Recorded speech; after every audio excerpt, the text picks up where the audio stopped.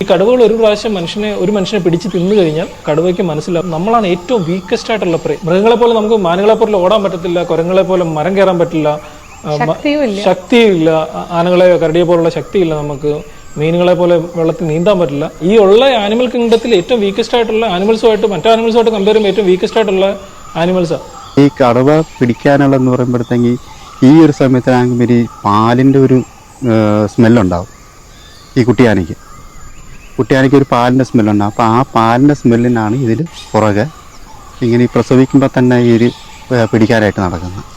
അതിൽ തോല് മുതുകത്ത് കയറി ഇരുന്നിട്ട് മസ്തകിനടിക്കും. അടിച്ചു കഴിഞ്ഞാൽ അത് എത്ര ഇതാണെങ്കിൽ അത് മർമ്മം നോക്കിയേ അടിക്കുകയുള്ളൂ. മസ്തകം എന്ന് പറയുമ്പോൾ ആനയുടെ ഏറ്റവും വലിയ നല്ലൊരു മർമ്മമാണത്. അപ്പോൾ അവിടെ ഇട്ട് അടിച്ചു കഴിഞ്ഞാൽ ഏതാനയും വീഴും. പിടിച്ചു കഴിയുകയാണെങ്കിൽ അവർക്ക് കഴിക്കാനും ഭക്ഷിക്കാനും 2 ദിവസം കൂടിപ്പോയി കഴിഞ്ഞ് ഒരു 4 ദിവസം കൂടെ കിട്ടുന്നില്ല തീരും.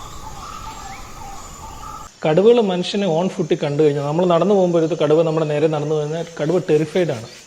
ഒരിക്കലും കടുവ മനുഷ്യന് നേരെ നിൽക്കില്ല, അവർ ഓടിപ്പോയി. ഞാൻ ഒത്തിരി പ്രാവശ്യം കണ്ടിട്ടുണ്ട് നടന്നു പോകുന്ന ആൾക്കാരുടെ നേരെ അവിടുന്ന് കടുവ നടന്നു വരുമ്പോൾ കണ്ടിട്ട് കടുവ ഓടിപ്പോകണം.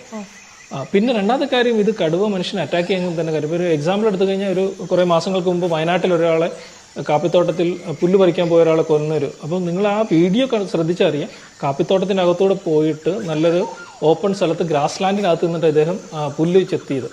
അപ്പം ഒരു കടുവയുടെ ഭാഗത്തു നിന്ന് ചിന്തിച്ചാൽ, ഒരു പ്രിഡേറ്ററിന്റെ ഭാഗത്തു നിന്ന് ചിന്തിച്ചു കഴിഞ്ഞാൽ ഈ കാപ്പിത്തോട്ടം എന്ന് പറഞ്ഞാൽ ഏറ്റവും ബെസ്റ്റ് ഹാബിറ്റായിട്ട് ഒരു എവർഗ്രീൻ ഫോറസ്റ്റ് പോലെ നിൽക്കുന്ന സ്ഥലമാണ്. അതിൻ്റെ നടുക്കാണ് ഈ നല്ലൊരു പുൽമേടുള്ളത്. അപ്പോൾ പുൽമേടിൻ്റെ പ്രത്യേകത അവിടെ ഇഷ്ടംപോലെ മാനുകളും പന്നികളും ഒക്കെ ഇര തേടാനായിട്ട് വരുന്ന സ്ഥലമാണ്.